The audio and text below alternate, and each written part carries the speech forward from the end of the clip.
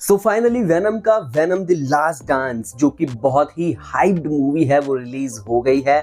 ये इंडिया में 25 अक्टूबर को रिलीज होने वाली थी, लेकिन स्त्री 2 की तरह ही जो है कुछ शोज 24 अक्टूबर की शाम को लगा दिए गए, जिसे मैंने 24 अक्टूबर की शाम को ही देख लिया।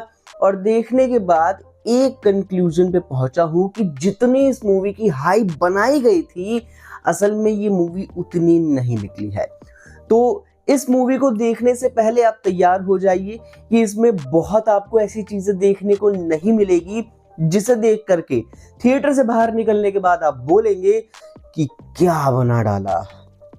तो चलिए जानते हैं कि फिल्म कैसी है, क्यों आप इसे देखें, और अगर आपको ये फिल्म पसंद आई तो शायद इसमें वो कौन सा पॉइंट हो सकता है जिसकी वजह से आपको फिल्म पसंद आ सकती है। लेकिन उससे पहले हमारे चैनल योर क्रिएटर्स को सब्सक्राइब जरूर कीजिए। Venom the last dance. अब बात कर लेते हैं कि ये फिल्म कैसी है, अच्छी है, खराब है, एवरेज है।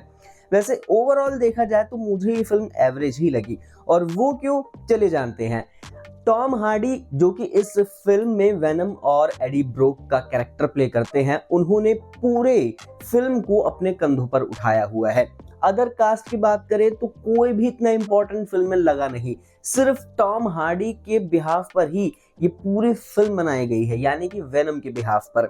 फिल्म में वेनम और ब्रोक दोनों के दोनों, एडी ब्रोक भाग रहे होते हैं, बच रहे होते हैं। पहले वो पुलिस वालों से बचते हैं, फिर वो फोर्स से बचते हैं, फिर वो एक ऐसे मॉन्स्टर से बचते हैं जो उनको खाने आए हैं या फिर उनको मारने आया है या फिर उनको ले जाने आया है। वो क्या करना चाहता है उनके साथ ये पता नहीं, क्योंकि वो बाकी सिम्बियोट्स को खा रहा है।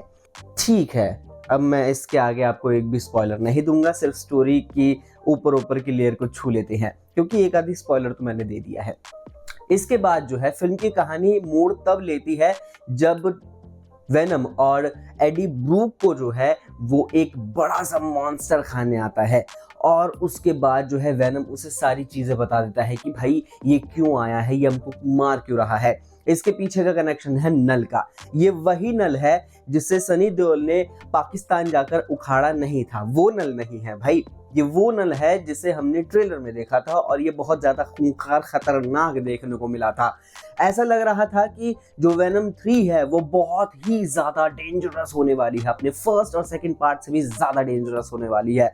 इतना ही नहीं, सबको ये लग रहा था कि शायद इसमें हमें स्पाइडरमैन भी देखने को मिलेगा और इन दोनों मूवीज का क्रॉसओवर हो जाएगा, एक बड़ा यूनिवर्स हमें देखने को मिलेगा। तो यहाँ पर भी जो है डिसअपॉइंटमेंट आपको मिलेगी, क्योंकि ऐसा कुछ भी नहीं हुआ है। बल्कि फिल्म तो जहाँ से स्टार्ट होती है बस भागती है भागती है भागती है और खत्म हो जाती है।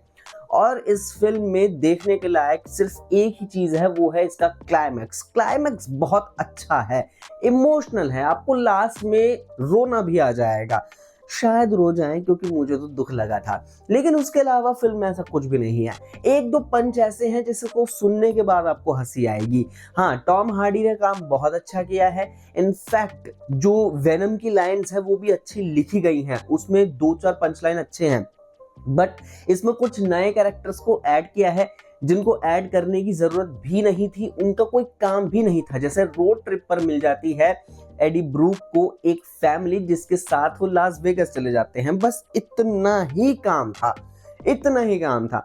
इसके बाद उस फैमिली को ज्यादा खींचने की, ज्यादा स्ट्रेच करने की जरूरत नहीं थी। अब शायद अगर आपने फाइनल चैप्टर ना लिखा होता तो शायद ये फैमिली आगे जा करके काम आ सकती थी।